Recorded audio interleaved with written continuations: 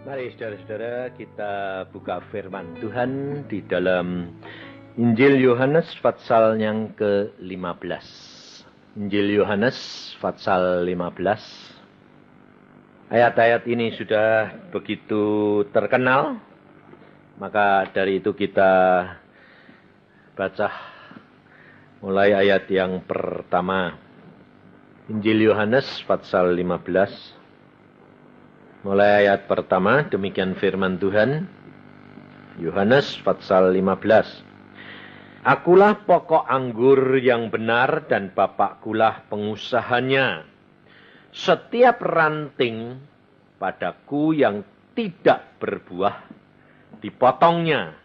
Dan setiap ranting yang berbuah, dibersihkannya. Supaya ia lebih banyak berbuah. Kamu memang sudah bersih karena firman yang telah kukatakan kepadamu. Tinggallah di dalam aku dan aku di dalam kamu. Sama seperti ranting tidak dapat berbuah dari dirinya sendiri kalau ia tidak tinggal pada pokok anggur. Demikian juga kamu tidak berbuah jikalau kamu tidak tinggal di dalam aku. Akulah pokok anggur dan kamulah ranting-rantingnya. Barang siapa tinggal di dalam aku dan aku di dalam dia, ia berbuah banyak. Sebab di luar aku, kamu tidak dapat berbuat apa-apa. Barang siapa tidak tinggal di dalam aku, ia dibuang keluar seperti ranting dan menjadi kering. Kemudian dikumpulkan orang dan dicampakkan ke dalam api lalu dibakar. Jikalau kamu tinggal di dalam aku, dan firmanku tinggal di dalam kamu, mintalah apa saja yang kamu kehendaki, dan kamu akan menerimanya. Dalam hal inilah Bapakku dipermuliakan, yaitu jika kamu berbuah banyak, dan dengan demikian kamu adalah murid-muridku. Saudara, kalau kita dengar firman Tuhan ini dan kita menyimaknya, hampir apa yang masuk di dalam pikiran dan hati kita itu pasti apa? Apa yang saudara perhatikan setelah saudara tadi mendengar akan firman ini? Pasti hal yang paling nyentel itu yang enak. Yang enak apa? Ayat 7. Jikalau engkau di dalam aku dan firmanku di dalam kamu, mintalah apa saja kamu akan dapat tak? Nah, yang paling nyentel itu lah. Betul lah? Karena apa saudara? Karena kita ini kepingin apa? Memuaskan apa yang menjadi kerinduan kita. Nah, dan ternyata itu adalah keinginan dari tiap-tiap manusia yang hidup di dalam dunia. Memuaskan apa yang kita inginkan. Nah, tetapi kerap kali kita lupa, sebetulnya yang saudara perhatikan itu, yang saudara kepingin dapat atau yang bayarnya. Bagaimana dapatnya? Yang saudara harusnya perhatikan yang mana? Bagaimana dapatnya? Tapi saudara kerap kali bagaimana apa? Terimanya. Saudara, Allah itu kalau janji tidak pernah bohong. Betul tak? Pasti amin tak? Firman Tuhan ini ya dan amin tak? Nah, tapi mengapa saudara jadi orang Kristen kerap kali kok kecewa? Katanya, kalau aku di dalam kamu, firmanku di dalam kamu, minta apa saja, kamu dapat. Tapi kok aku ini, masalahku kok tidak selesai-selesai. Baca firman, sudah. Percaya dia, iya. Nyatanya kok aku sembahyang, tidak dapat. Di mana letak kesalahannya? Nah, firman Tuhan ini, saudara, dilakukan pada waktu Tuhan Yesus berbicara kepada murid-muridnya sebelum Tuhan Yesus naik ke atas kayu salib. Berarti murid-muridnya ini, rasul-rasulnya ini dengar enggak? Hah? Dengar. Nah, waktu Petrus ini dengar perkara ini. Lalu pada waktu Tuhan Yesus berkata, aku sebentar lagi akan dianiaya. Dan kamu semuanya akan meninggalkan aku. Petrus bilang apa? Sekalipun aku mati, aku tidak akan tinggalkan kamu. Sekalipun semua tinggalkan kamu. Saya yakin, saudara jadi orang Kristen kalau ditanya sama Tuhan Yesus, juga jawabannya pasti persis seperti Petrus. Sementara sedang tidak ada ancaman. Iya dah. Sementara senang, keberkatan, semua aman loh. Kalau ditanya sama Tuhan Yesus, kamu akan setia? Tuhan bilang, seandainya saat ini Tuhan ngomong, kamu semua satu saat akan meninggalkan aku. Kamu bilang apa? Enggak bakal Tuhan. Pasti dah. Jawabannya sama tuh. Padahal Petrus itu dengar kata-kata itu dari mulutnya Tuhan Yesus sendiri. Petrus tidak percaya. Padahal kalau Tuhan Yesus itu bicara, mesti jadi. Nah, apa bedanya sekarang Tuhan Yesus sudah di surga? Lalu kalau Tuhan bicara kepada saudara melalui mimpi, bisa melalui penglihatan, bisa melalui pendengaran, bisa melalui suara hati. Kira-kira saudara lebih percaya pikiranmu, pendapatmu, atau percayakan firman Tuhan itu? Hah? Pasti saudara lebih percaya akan pikiranmu. Kenapa? Karena saudara lalu bilang apa? Ya deh, itu dari Tuhan. Tidak? Nah, ya dah. Betul dah?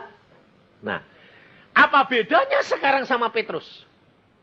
Nah, saudara mungkin ngomong gini, lain, Petrus kan Tuhan Yesus pada waktu itu kan muka sama muka gini.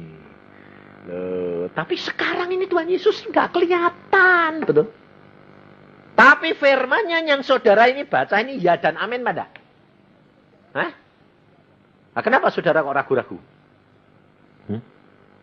Saudara waktu percaya, ini firman Tuhan, percaya enggak kamu? Percaya? Hah? Nah, kalau langsung kamu baca firman dalam masalah terus ada ayat satu muncul, rema jadi kamu sepertinya seolah-olah ayat ini bicara. Kamu percaya enggak kalau Tuhan bisa pakai ayat itu bicara sama kamu? Percaya. Tapi kalau enggak jadi? Hah? Nah, inilah saudara. Kita kerap kali menanggapi firman Tuhan itu bukan dengan pikirannya Yesus, tetapi dengan pikiran kita sendiri.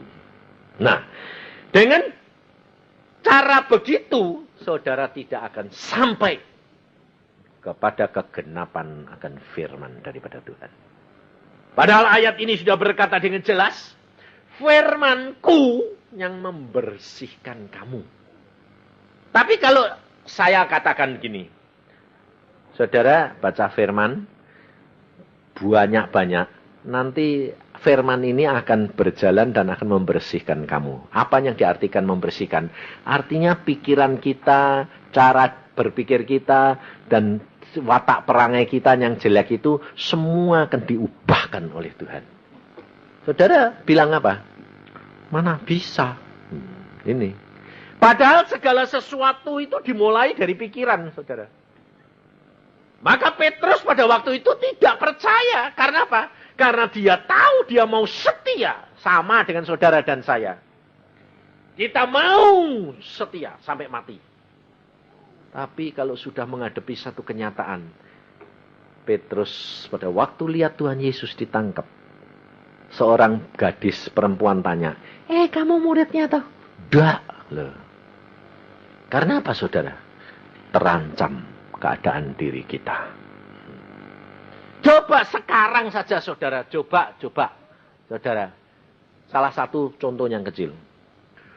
Ada kumpulan orang banyak, persis di restoran. Lalu yang punya restoran bilang, saudara, coba sembahyang. Atau pas gini banyaknya. Salah satu ibu-ibu, mari Bu, sembahyang Bu. Ayo, jujur. Mau enggak? Langsung berani. Oh ya, jadi saksi Yesus. Atau, wah Pak, gemeteran. Ini baru menghadapi orang-orang hanya disuruh sembahyang saja. Malu enggak? Malu. Apalagi kalau kepalamu mau dicopot. Ini kita kerap kali tidak menyadari, saudara. Bahwa mengikut Yesus, itu ada harga yang saudara dan saya harus bayar. Dan terutama gengsi kita ini loh. Karena saya terus terang ngalami sendiri, saudara. Saya sudah dari kecil umur 12 dipanggil Tuhan untuk menjadi hambanya. Jadi dari kecil itu sudah kenal Tuhan. Tapi waktu saya mahasiswa atau saya masih SMA, kalau di restoran, di warung, di makan soto sama orang banyak gitu, mau makan biasanya kan sembahyang. Mau sembahyang ini lihat kanan kiri sih, bingung. Terus terang jujur, saudara pernah ngalami enggak? Wih, sok suci. Apalagi kalau di kos saya dulu. Kos makannya barengan. Bukan yang nyediain yang makan ini makan sendiri. Jadi rumahnya. Jadi makannya itu mesti barengan gitu. Ikannya dijatah. Cek sembayangnya ndak cepet. Kabur. Pernah saya sembayang. Amin. Loh, iwak hilang. Ayamnya hilang. Waduh. Lalu lain kali tak pikir, tak pendem. Hilang lagi. Piye carane sembahyang cekel ini. Lah kira-kira kalau saya sembahyang lalu tangan saya di atas nasi sama ikan. Sembayangnya itu tertuju pada ikan nasi atau kepada Loh ini loh saudara, kita kerap kali itu tidak nyadari bahwa apa pengabdian kepada atau ibadah kita kepada Allah itu tidak tertuju kepada Tuhan, tapi tertuju kepada apa? Makan, minum. Nah, sekarang apa bedanya sama saudara kalau punya masalah? Sembayangnya sama Tuhan itu sebetulnya pikiranmu tertuju sama Tuhan apa tertuju pada masalah? Masalah toh? Tujuanmu mampir sama Tuhan itu sebetulnya masalahmu toh? Lah apa bedanya mbak aku takut kehilangan nih Pak? Sama, cuma bedanya aku pada waktu itu ikannya cuma sak potong, kamu punya masalah yang gede. Apa bedanya saudara? Kenapa? Karena kamu belum ngalami seperti Petrus. Petrus pada waktu dia melihat Tuhan Yesus, dia gemeter. Dianiaya, ditampar, ditangkap, ditelanjangi. Waduh, Petrus ya tak sanggup Tuhan. Lalu anak gadis bilang, kamu muridnya toh? Enggak. Padahal baru malamnya ngomong gini, mati mau. Masuk penjara, tidak apa-apa. Ditanyai, itu gemeter. Saudara, kita lihat coba. Tetapi setelah Petrus melihat Yesus di atas kayu salib. Setelah Yesus mengatakan, aku sudah genap, aku tanggung semua. Dan dia lihat Yesus bangkit. Dia ngalami sendiri. Dan pada waktu Yesus bangkit, ketemu Petrus, Yesus tidak menegur Petrus. Tuhan Yesus tidak pernah baca, kamu sudah nyangkali aku toh? Tidak pernah toh? Tidak pernah negur toh? Kira-kira kalau ada saudara salah sama saudara, saudara kena fitnah, saudara negur enggak? Negur enggak? Pasti negur. Saya sendiri terus terang ini baru ngalami tadi malam. Saya harusnya kan khotbah di Goskit. Kemudian dibatalin. Jadi hari kemarin malam saya harus khotbah, Kamis malam baru diberitahu. Maaf Pak, tidak jadi. Saya dikasih tahu sudah biasa, saya bilang, oh tidak jadi, tidak apa-apa. Nah, tidak apa-apa, memang tidak apa-apa saya rileks, santai, sudah biasa. Kalau mau khotbah dibatalin itu sudah biasa. Meskipun sudah diumumkan di koran, tidak apa-apa, saya bilang. Waktu saya berdoa, Jumat pagi saya berdoa, saya bilang gini, Tuhan, saya besok sore tak datang ya Tuhan, tetap ke Gosgate. Saya tidak datang untuk khotbah. Saya pakai kaos oblong, saya bilang saya datang cuma nongkrong. Turut dengerin khotbahnya Yunas, saya bilang. Lalu Tuhan jawabannya apa? Buat apa? Mau bela diri?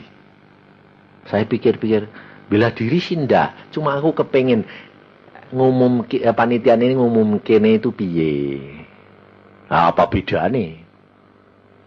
Wah ya wis. Soalnya kalau saya di sana dia mau ngumum ke Pak Yusak berhalangan, tidak mungkin tuh ngurangin dada di situ. Betul enggak? Loh, saudara, saya rela. Cuma saya kepengen tak nonton lah.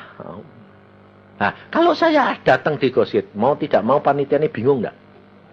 Hah? Orang lain bingung enggak bertanya-tanya? Nah, Tuhan bilang apa? Kamu mau bela diri. Saya bilang. Nah, saya malu dewek. Saya bilang. Enggak. Nah, kalau enggak ya enggak usah teko toh ngapain. Oh iya, enggak usah datang. Saya malah datang ke tempat lain. Anak saya yang khotbah. Saya yang jadi pendengar. Enggak apa-apa saya bilang. Loh, tapi saya mendapatkan damai sejahtera. Karena apa? Rela, saudara.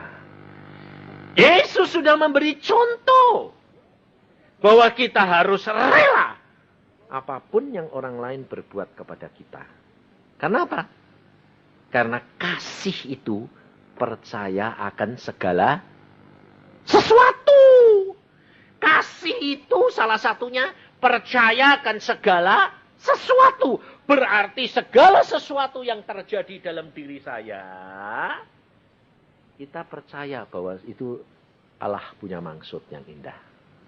Biarpun itu sakit. Pasti saya dianggapnya enggak nepati janji. Loh, sudah diumumkan di koran nih. Yusak khotbah. Enggak muncul lagi. Loh, ya toh? Mau muncul sama Tuhan. Mau bela. Loh, lah mau muncul kok malah bela. Ya wis dak sida. Diomongin apa? Biarin. Lalu Tuhan ngomong, lah aku bangkit dari antara orang mati. Orang Yahudi bilang apa? Mayatnya dicuri. Apakah aku bela diri? Apakah aku nunjukin? Ya aku. Enggak. Ora urusan. Mau apa ya biarin lah. Yang penting tuh Allah itu tahu. Kasih itu percayakan segala sesuatu. Oke, saya bilang. Saya percaya rencanamu itu indah. Amin. Inilah saudara. Maka kita kerap kali bisa ngomong, tetapi kalau kita menghadapi kenyataan, kita harus berani bayar harga ini, saudara. Kalau tidak, firman tidak akan menjadi suatu kenyataan. Kalau saudara tidak ngalami, saudara tidak akan ngerti. Oh, maksudnya firman Tuhan, kasih itu percaya segala sesuatu tuh gini, Tuhan. Ya. Kamu percaya enggak? Segala sesuatu yang terjadi dalam hidupmu, aku tahu dan aku izinkan. Dan aku yang menetapkan segala-galanya. Iya. Ya sudah toh. Kalau kamu percaya, kenapa kamu mau turut-turut? Iya, ya sudah. Jadi saya bisa lega, saya rileks loh. Tidak sakit hati. Ketemu orang yang tidak negur, saya tidak urusan. Mau diumumkan apa, masa bodoh. Yang penting kan aku rileks. Betul? Yang bingung kan sana sendiri toh. Wong manggil sendiri, dibatalin sendiri. Malah kasihan loh mereka itu. Kenapa? Bingung sendiri. Saya yang tidak bingung. Dia yang bingung. Kayak Petrus. Petrus sudah ngomong sama Tuhan Yesus. Mati pun boleh. Ketemu Tuhan Yesus cuma tanya apa? Petrus, engkau mengasihi aku. Bingung Petrus nangis. Karena merasa, waduh ya aku tahu aku ngasihi. Cuma pada saat itu tuh aku kepepet. Loh. Saudara ya gitu dah. Hah? Kalau ditanya saudara ngasih Yesus lah. Hah? Tapi kalau tidak bisa karena apa? Kepet. Contoh nih, salah satu contoh. Dompetmu isinya cuma 10.000 satu tok. Ada kolektor. Tak pikir kok tidak ada kolektor. Wah lu lah kolektor. Oh Tuhan ngomong. Berikan Nanti aku pulangnya piye? Loh, Dek, 5.000-an sampai 5.000 lumayan lah. Ini cuma satu. Mosok susu. Loh, mosok kembali. Ada enggak orang ngasih kolektor kembali? Loh, jujur, ada enggak? Enggak ada. Di Jawa enggak ada. Pergi ke daerah Manado sana. Susu. Kembali. Nggak mau ngasih 500 ya? 1.000 nyari balik. Kan biasa. Ada. Bahkan ada lagi ini di Jawa ini, bukan kembali. Ya masuk kantongnya. Makanya kamu perhatikan kantong kolektor sekarang kenapa lubangnya kok cilik-cilik. Ayo jujur, sekarang lubangnya kan pendek, kecil-kecil toh. Dulu kan enggak toh. Dulu kan lebar-lebar. Sekarang lubangnya kecil-kecil. Kenapa? Nah, ini kenyataan saudara. Masuk, Dek, supaya tidak kelihatan. Biasanya kan ini. Tuhan berkata, kalau memberi tangan kanan, jangan tahu tangan kiri. Jadi, kalau memberinya tidak dilepas. Masuk sekalian. Plus. Masuk, belum ngerakup yang lain. Loh, ini ada loh. Ada loh. Dan ini ketangkep basah. Yang ngelakuin siapa? Majelis. Jadi dia nganu gini, sudah penuh. Kan muter masuk kan? Masuk ke belakang. Dia masukin, dia mau sambil jalan masukin ngambil lagi. Ketahuan, ketangkep basah. Malunya kayak apa, saudara? Jadi kita ini kerap kali tidak menyadari bahwa ibadah kita ini. Kalau saya cerita gini, saudara bilang, wah keterlaluan. Bilang, betul enggak? Ayo, kamu jujur. Kamu bilang keterlaluan enggak? Keterlaluan toh? Kamu sendiri berbuat begitu. Tahunya, Tuhan, aku berikan kamu ini. Tolong balikin berkati 100% ya Tuhan. Betul enggak? Jadi kamu ngasih 1.000, mintanya 10.000 toh? 10 kali toh? Cuma tidak terang-terangan, tapi di dalam pikiran. Ayo jujur. Kalau kamu ngasih itu, hamba Tuhan kerap kali bilang apa? Jangan takut. Cobai Allah. Beri. Maka kamu akan dikasih 10 kali lipat. 100 kali ganda. Betul? 60 kali ganda. 30 kali ganda. Apa beda nih? Terus kamu bilang, wah aku ngasih yang banyak supaya balik. Sama atau persis toh? Ngasih peluk ngerakup yang lain. Cuma di dalam dunia rohani loh. Belum berbuat. Tapi Tuhan Yesus berkata apa? Kalau kamu melihat seorang perempuan tergerak nafsumu, kamu sudah berzina. Sebetulnya kita ini di hadapan Tuhan itu sebetulnya serakah enggak? Sama saudara. Maka dari itu saudara baca firman dan setiap ayat alami. Seperti yang dialami Petrus.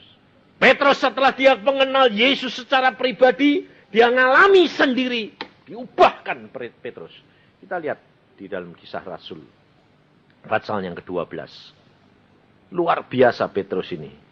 Maka Tuhan memilih Petrus karena Tuhan tahu Petrus dapat diubahkan menjadi satu ciptaan yang baru. Kisah Rasul 12 ayat yang ke-4. Setelah Petrus ditangkap, Herodes menyuruh memenjarakannya di bawah penjagaan 4 regu. Masing-masing terdiri dari 4 prajurit. Jadi 16 orang. Maksudnya ialah supaya sehabis Paskah ia menghadapkan di kedepan orang banyak. Demikianlah Petrus ditahan di dalam penjara, tetapi jemaat dengan tekun mendoakannya kepada Allah. Pada malam sebelum Herodes hendak menghadapkannya kepada orang banyak, Petrus tidur di antara 2 orang prajurit, terbelenggu dengan 2 rantai. Selain itu, prajurit-prajurit pengawal sedang berkawal di muka pintu. Tiba-tiba berdirilah seorang malaikat Tuhan dekat Petrus dan cahaya bersinar dalam ruang itu. Malaikat itu menepuk Petrus untuk membangunkannya, katanya, "Bangunlah segera." Maka gugurlah rantai itu dari tangan Petrus. Lalu kata malaikat itu kepadanya, "Ikatlah pinggangmu dan kenakanlah sepatumu." Ia pun berbuat demikian. Lalu malaikat itu berkata kepadanya, "Kenakanlah jubahmu dan ikutlah aku." Lalu ia mengikuti malaikat itu keluar dan ia tidak tahu bahwa apa yang dilakukan malaikat itu sungguh-sungguh terjadi. Sangkanya ia melihat suatu penglihatan. Setelah mereka melalui tempat kawal pertama dan tempat kawal kedua, sampailah mereka ke pintu gerbang besi yang menuju ke kota. Pintu itu terbuka dengan sendirinya bagi mereka. Sesudah tiba di luar, mereka berjalan sampai ke ujung jalan dan tiba-tiba malaikat itu meninggalkan dia. Dan setelah sadar akan dirinya, Petrus berkata, "Sekarang taulah aku benar-benar bahwa Tuhan telah menyuruh malaikatnya dan menyelamatkan aku dari tangan Herodes dan dari segala sesuatu yang diharapkan orang Yahudi." Perhatikan sampai di sini. Petrus, pada waktu pertama kali dia menyangkali Yesus, dia hanya ketemu seorang gadis. Dia sudah ketakutan. Sekarang setelah dia sadar dan dia mengenal akan siapa Yesus sebetulnya, dia sekarang ditangkap untuk dihadapkan massa dan dipotong kepalanya seperti Yakobus, saudaranya, saudara seimannya. Petrus bisa tidur nyenyak, saudara. Dia dikawal, dirantai, dibelenggu, bisa tidur nyenyak. Kira-kira orang ini itu pikirannya risau apa enggak? Hah? Enggak. Saudara kalau punya masalah, kalau risau bisa tidur nyenyak enggak? Enggak bisa. Tapi kalau saudara bisa tidur nyenyak, itu berarti saudara sudah nyerahkan dalam tangan Tuhan. Belajar dari apa yang dialami Petrus. Sebab Tuhan sudah berkata, "Jikalau engkau di dalam aku," kata Tuhan, berarti saudara serahkan segala sesuatu di dirimu dalam tangannya Yesus. Dan firmanku di dalam kamu. Firman ini menjadi rema buat kita. Tuhan berkata, "Minta apa saja, aku akan berikan." Resep yang Tuhan sudah berikan kepada saudara dan saya. Kita harus serahkan segala sesuatu hidup kita dalam tangan Dia 100% tanpa tawar-menawar. Berarti rela terjadi apapun. Petrus sudah bisa. Dia pada waktu itu ditangkap, oh ya sudah. Kalau sudah selesai, ya sudah toh. Sebetulnya saudara, Yakobus itu enak enggak? Yakobus itu salah satu rasul Tuhan 12. Ternyata dia belum kerja apa-apa. Sekarang dia sudah duduk di, lebih dulu nomor 1, dia duduk di sebelah kanan Allah, menantikan rasul-rasul yang lain. Langsung belum kerja, dipotong kepalanya. Sebetulnya enak yang kerja atau enak yang Yakobus? Di antara 12 rasul ini, yang paling enak siapa? Yakobus, saudara. Kenapa? Tanpa kerja, nyerahin kepalanya, selesai.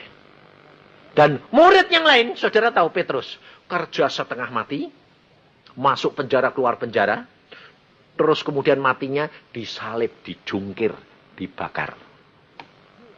Petrus. Yohanes dibuang ke Pulau Patmos.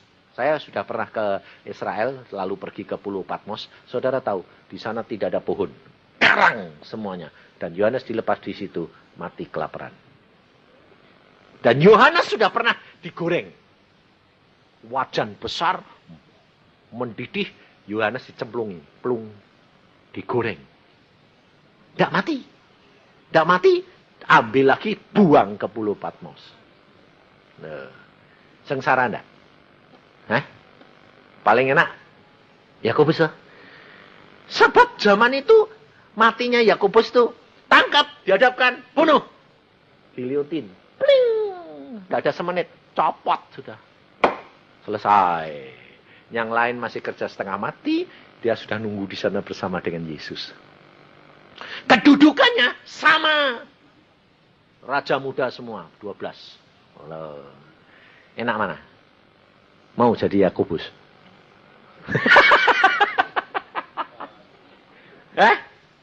Kamu bilang apa? Jangan dulu Tuhan, anaknya masih kecil. Nah ini saudara. Yang membuat kita menderita sebetulnya itu pikiran kita sendiri. Saudara serahkan dalam tangan Tuhan, Tuhan yang ngatur. Contohnya Petrus. Yakobus mati, Petrus pikirnya, wah cukup selesai sama-sama dengan Yakobus lah, bubar. Petrus sudah enak-enak tidur, dibangunin. Bangun, ayo jalan. Pakai pakaian. Rontok semua, jalan. Loh, Alkitab ini up to date, saudara. Zaman sekarang kamu lihat. Saudara kalau ke supermarket, ke kantor-kantor, kamu lewat ke bank, pintunya buka sendiri enggak? Tidak usah ada penjaganya itu. Ya dah. Zamannya Petrus 2000 tahun yang lalu sudah ada. Loh, kamu tadi dengar enggak? Pintunya buka sendiri. Up to date enggak? Loh, Alkitab ini up to date loh. Tapi saudara bilang, kuno. Siapa bilang? Saudara tahu, kita ini di mana? RCTV dah? Iya dah? Zaman dulu Alkitab sudah ngomong perkara TV belum? Belum. Makanya itu membaca Alkitab gak ngerti ya. Baca di Wahyu. Tuhan tuh sudah bicara perkara TV. Makanya saudara itu baca kah? Kalau dibaca, sudah baca tapi gak ngerti masalahnya. Wahyu 11. Makanya kalau baca, minta hikmat Allah. Maka saudara akan tahu. Wahyu 11 ya. Lalu ayat yang ke-9. Mulai ayat 9. Dan orang-orang dari segala bangsa dan suku dan bahasa dan kaum melihat mayat mereka 3,5 hari lamanya. Dan orang-orang itu tidak memperbolehkan mayat mereka dikuburkan. Dan perhatikan, ayat 9 tadi perhatikan.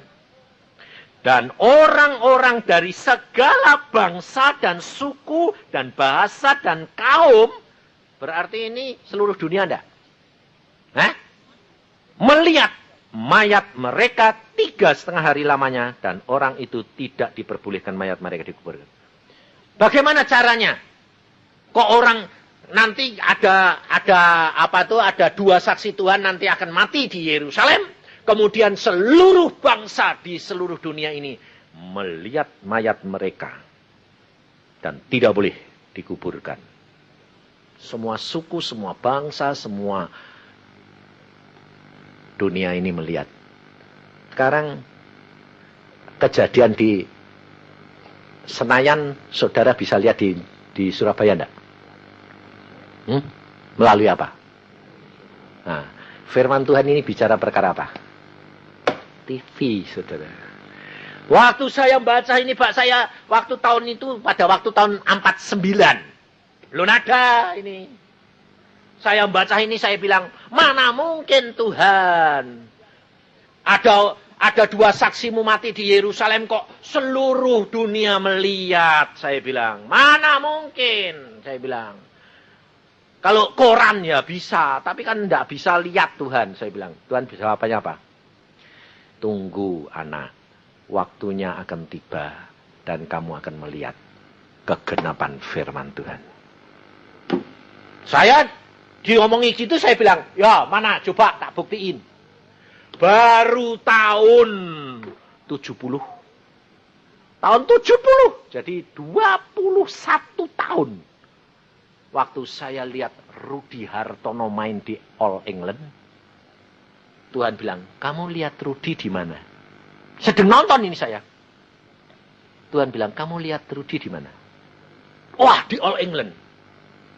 Kok kamu sekarang lihat? Nah, ya Tuhan. Tahun 49 kamu tanya aku perkara Wahyu itu. Oh, TV maksudmu? Ya.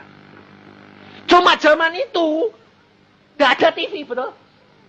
Yohanes ngomong bilang, TV, lah piye udah arti? Zaman itu belum ada TV. Lah Yohanes nulisnya bagaimana? Nulisnya ya dia bilang, seluruh dunia lihat. Tapi apa itu? Nggak ngerti. Dua saksi itu akan mati. Tapi seluruh dunia lihat. Dia di dalam penglihatan lihat. Semua bangsa lihat. Ya. Tapi namanya alatnya nggak ngerti dong. Nah kalau disebut TV. Lah orang zaman itu kan bingung. Apa itu? Dia cuma nerangkan seluruh dunia akan lihat. Mayat mereka tidak boleh dikubur. Zaman sekarang setelah saudara lihat. Oh maksudnya TV. Loh ya dah. Satu lagi. Patung-patung akan berbicara. Apa itu? Radio tuh? Hah? Loh, zaman sekarang robot-robot. Selamat datang. Betul dah? Loh, lah kalau zamannya Yohanes, dia tidak tahu namanya robot, namanya ya patung. Loh, itu kan patung. Kok ngomong selamat pagi? Loh. Up to date enggak? Hah? Maka Alkitab tidak pernah tidak up to date. Sebab ini firman Tuhan. Dia berkata, aku Alfa dan aku Omega. Dia yang pertama dan dia yang terakhir. Maka dari itu kalau saudara membaca firman Tuhan, luar biasa. Saudara, masalah semua ada di dalam Alkitab. Sampai yang jorok, sampai yang kudus, ada komplit. Tidak ada Alkitab tertutup. Kitab sucinya orang lain, agama lain, saudara. Tidak ada yang jorok seperti, yang komplit seperti Alkitab. Perzinahannya diceritain sampai detail. Bayangin. Sampai lesbian ada. Homoseks ada. Ya dah. Kitab sucinya orang lain tidak ada. Tidak ada disebut. Masa lesbian disebut-sebut? Alkitab paling komplit. Maka dari itu saudara. Mengapa kekristenan kita harus diubahkan? Karena Allah mau supaya saudara dan saya kudus. Sebab tidak ada yang tersembunyi di depan hadirat Allah. Maka kalau saudara dan saya tidak membaca firman Tuhan. Dan firman ini tidak membersihkan engkau. Rugi. Sebab Tuhan sudah berkata, ranting ini kalau tidak nempel pada pokok, tidak akan berbuah. Dan pada waktunya dikerak.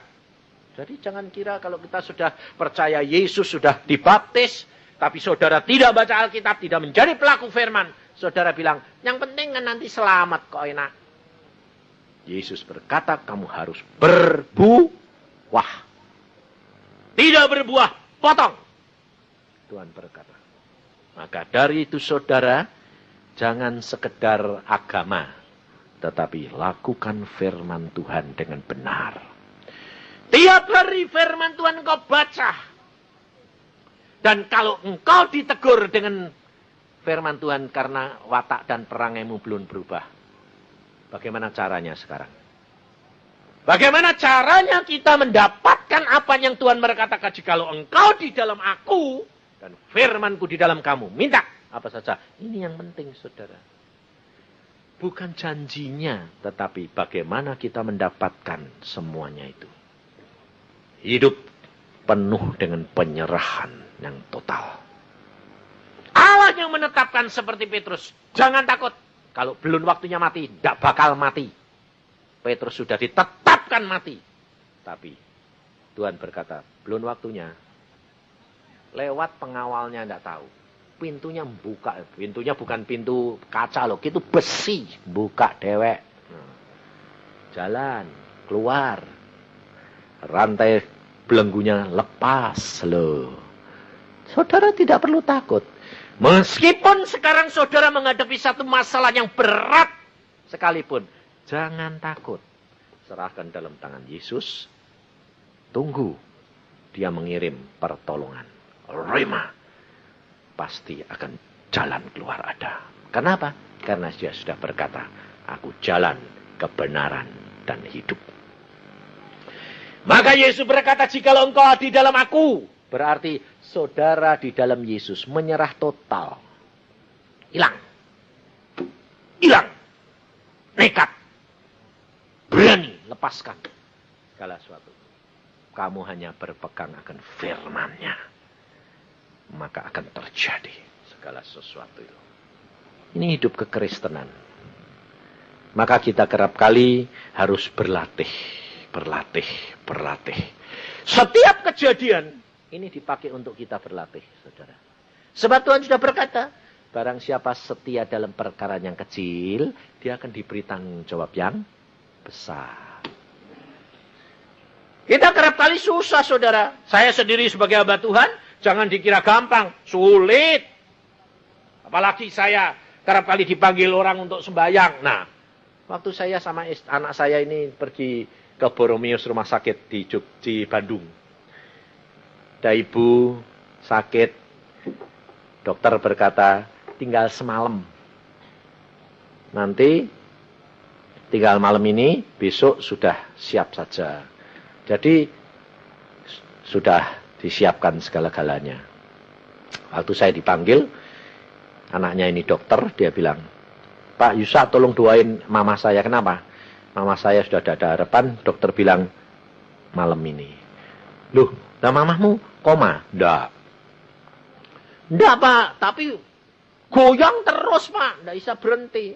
Dan dokter berkata sarafnya sudah kena, jadi nggak bisa berhenti. Goyang terus Pak. Loh, goyang apanya? Selalu goyang terus Pak. Kan matinya kasihan Pak. Wah, oke, sudah siap? Sudah. Nah, saya kalau dipanggil orang bilang sudah siap itu senang saya. Kenapa? Jadi sembahyang itu gampang. Gampangnya apa? Dek matian tidak disalahin.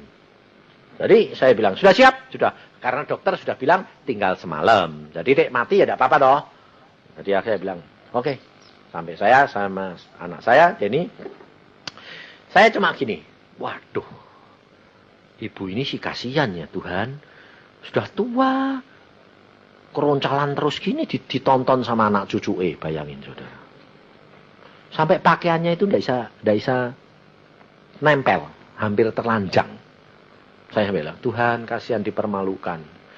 Terus saya bilang, Tuhan apa yang kita harus berbuat? Keadaannya kayak gini, kasihan si Tuhan. Tuhan cuma ngomong, bebaskan dia. Terikat oleh kuasa gelap. Tak pikir, tak bebasin, terus mati. Jadi aku sembahyang enak. Bebas ya Tuhan. Ya. Setan, lepasin dia. Dalam nama Yesus. Lepasin dia. Jangan ribut. Amin. Jadi saya tidak ngomong panjang-panjang sembahyang, tidak panjang-panjang. Tidak, cuma berapa kata. Amin. Selesai. Amin kan semua buka mata. Anak cucu buka mata kabeh. Gerakannya 3 kali lipat. Jadi tidak tambah tenang, tambah pakaiannya semerawut, lari kabur semuanya. Ranjangnya goyang. War, kata. Saya membuka mata. Hah? Lah kok malah gempa bumi. Tofannya datang. Tapi saya tidak terpengaruh, saudara. Yang terpengaruh anaknya. Wah, sama dokter itu. Mata semua lihat saya. Saya tahu. Saya tanya Tuhan, mereka lihat mata ini, lihat aku kabeh lho. Pasti tanya gini. Ini tambah di 2 kita. Ini salah manggil hamba Tuhan. Lalu satu, dokternya bilang gini. Anaknya salah satu dokter, dia tanya gini. Pak Yusa. Apa? Sudah? Udah. Loh kok ribut? Dia bilang, iya. Kamu ini jangan ditipu setan. Ini kan cuma ulai setan. Tambah ribut supaya kamu kepancing. Sebab kalau kamu kepancing, loh kok malah ribut? Berarti kan kamu merasa doamu tadi tidak mempan. Berarti nama Yesusnya mempan tidak? Enggak, kamu jangan khawatir, itu cuma ulahnya setan. Oh gitu. Nah, sudah. Saya tanya sama anak saya, Den, kamu lihat apa? Dililit ular, Pak. Ah iya, lilit ular. Jadi belum tentu mati ya. Enggak, ini dilepas ke ya wis. Wis yuk. Dia juga belajar dari saya. Sudah, Pak? Sudah. Lah kok keroncalan wis ben. Saya pergi keluar pintu. terus masuk mobil. Pulang. Jadi dokter ini tanda tanya gede pasti. Ngantar saya, dia sungkan toh ngantar saya. Makasih Pak Yusa, tapi terima kasih ya, pikir ya. Mas repot pikir. Dia balik. Masuk kamar, bengong dia. Saya taunya setelah dia datang cerita. Bengong dia. Semua anak cucu bilang, kok aneh? Kenapa? Demikian Pak Yusa keluar pintu, ndak lihat Mama. Mama langsung kayak pelembungan kempes. Cos, plus, tidur nyenyak. Jadi rame ribut gempa tadi mau narik perhatian saya toh. Wong saya yang sembahyang. Ngerti? Kalau saya tidak mau ngurusan sama dia toh harus menjadi pelaku firman karena nama Yesus. Setan ini kan kalah. Sudah disuruh keluar. Ya mesti keluar toh. Keluar. Jadi saya keluar, dia turut keluar. Kempes, pas tidur.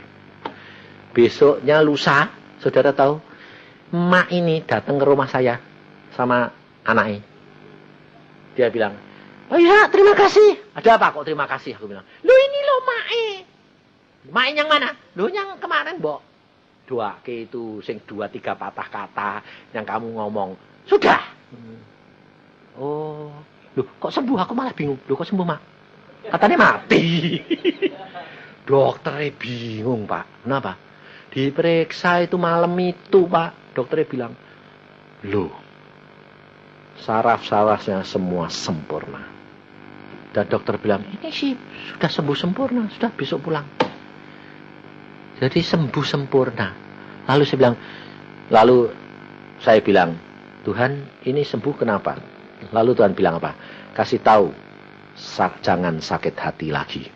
Karena dia membuka pintu untuk setan masuk. Saya bilang, Mak, jangan sakit hati sama mantumu ya. Iya. Kamu sakit hati sama mantumu toh? Iya. Bertobat. Jangan sakit hati. Nanti setannya tambah gede. Sengsara. Makanya, sudah sana pulang. Ngucap syukur. Sembuh. Sampai sekarang ya sembuh itu. Tidak ada apa-apa itu. Tidak mati-mati itu. Kalau engkau tidak ngalami sendiri, saudara. Tidak percaya. Saya dulu ya kalau lihat gitu, saya tanya, lu Tuhan, didoake kok malah gempa. Tuhan bilang, jangan terpengaruh oleh mereka. Jangan kamu terpengaruh oleh apa yang kamu lihat, kamu dengar. Apa yang kamu sudah doakan. Jadi, amin. Selesai. Percaya, saudara. Jangan takut malu. Hal ini berapa tahun yang lalu itu saya di rumah sakit mana yang gempa juga.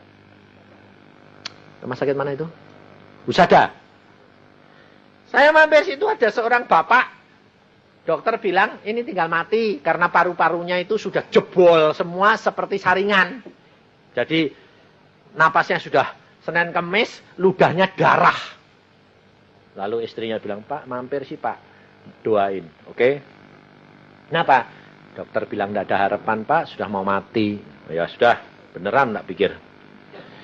Tumpangi tangan, saya bilang, Tuhan, Engkau tahu ini orang sudah waktunya bebasin dan Tuhan. Dalam nama Tuhan, malah gempa. Wah, tempat tidurnya itu sampai grok. Sampai seluruh sal nonton saya. Saya jadi buka mata, ada apa ini? Gempa. Tanganku gini, grok. Tak pikir ini ada apa Tuhan? Kok gempa? Aku sedang ngelas. Oh. Ya wis tak terusi, terusan, las terus. Amin. Tenang, sudah selesai, pulang. Aku bilang, pulang. 3 hari kemudian dokter dan darahnya sudah tidak ada. Di foto ronsen ini lubangnya dilas. Kayak dilasi, bolong-bolong dilas. Sempurna kembali. Saudara tahu? Kerjaan siapa? Tuhan. Saya sendiri tidak ngerti kok. Ya tidak terasa apa-apa. Enggak. Tahu-tahu. Edek. Aku sampai buka mata. Loh dia ada apa ini? Kok malah edek. Tak pikir meh semaput, meh mati ini. Sekarat ini. Tidak tahu malah hidup. Tidak tahu. Tapi sebaliknya tempat lain. Di Jakarta ini. Di rumah sakit Gatot Subroto. Istri kolonel. Saya datang. Saya bilang, sudah siap? Udah, apapun Pak. Masih cerita sama saya ini. Ngobrol. Lalu bilang, ayo sembahyang. Sembahyang jam 1 siang ini. Saya baru numpangi tangan sini. Tuhan Yesus. Tidak jadi saya sembahyang. Kenapa? Saya lihat Tuhan Yesus gini. Tangan nih. Loh, Tuhan ada apa? Aku mau bawa pulang sekarang. Hari ini. Loh, terus aku sembahyangnya apa? Ya berhenti. Amin. Aku bilang gitu. Lah, yang tak sembahyang ini kan bingung. Amin. Nah, bingung. Ada apa, Pak? Lah, aku terus bilang gini. Aku lihat Tuhan Yesus gini tuh, kue mau dibawa pulang sekarang tuh. Nangis. Lupa. Katanya tadi siap. Lupa. Kok sekarang? Loh, sekarang? Iya. Ditunggu Tuhan Yesus tuh. Loh, aku tak ngomong sama suamiku sama anakku apa? Ya, panggil. Dokter kolonel ini dipanggil. Dokter. Lalu, saya cepat suaminya panggil. Anaknya panggil. Anaknya 1, perempuan. Panggil. Dari rumah. Kenapa? Mamanya mau pulang sekarang. Wah, cepet supir dipanggil, dokternya dipanggil. Dokternya datang, tamu saya bilang, Pak Isa, kowe ngobrol sama istrimu, setelah selesai ngobrol, istrimu pulang. Hari ini? Kok cepet, Pak? Lah, dah tahu Tuhan ini sudah nunggu gini kok. Ya wis. Nanti tak keburu pesan-pesan. Sudah sana ngobrol. Ngobrol dia sama suaminya. Pak, aku titip anak ya, terus gini, Tuhan sudah bilang gitu ya, wis deh Pak ya. Tahu pesan apa? Lah apa? Nah, wis ngobrol terus ini. Sebentar lagi anaknya datang, ngobrol terus sampai jam 7 sore. Ngobrol terus. Terus habis selesai, tunggui terus ini sama saudara ini sama istri, sama suami sama anaknya. Terus bilang, "Wis ya, Pak." Lho, wis piye? Wis bar to, Pak, wis ana pesen apa? Kowe tanya apa cepet lho. Ya wis cukup wis sampai wis tak catet kabeh kok. Wis ya Pak. Wis klek mati. Besoknya saya diundang ngubur. Bingung enggak? Loh kok jadi mati tenan? Dia bilang, "Pak Yusa, terima kasih. Coba ndak mau kasih tahu aku ndak ada kesempatan untuk ngobrol." Dari jam 1 sampai jam 7. Saudara tahu? Kita ndak tahu apa yang akan terjadi. Jangan nunggu Tuhan Yesus di awan. Kepengennya rombongan gitu. Pulang sama-sama gitu tuh. Iman rombongan. Sebab Tuhan itu tidak tahu kapan. Kamu yang tidak tahu Tuhan itu datang kapan buat kamu. Saudara tidak tahu. Tapi saudara harus siap. Maka dari itu saudara. Saya mengalami banyak perkara. Yang tidak pernah saya pikirkan. Yang saya kira hidup, mati. Yang saya kira mati, hidup. Tak bisa. Tuhan bilang, sak suka aku toh. Wong ini hakku. Maka dari itu siapkan umatku. Untuk setiap saat menanti kedatanganku. Kapan? Bukan urusan mereka. Tapi hidup dalam kebenaran. Maka kalau aku datang, aku dapati hamba-hambaku setia. Amin. Mari kita berdoa.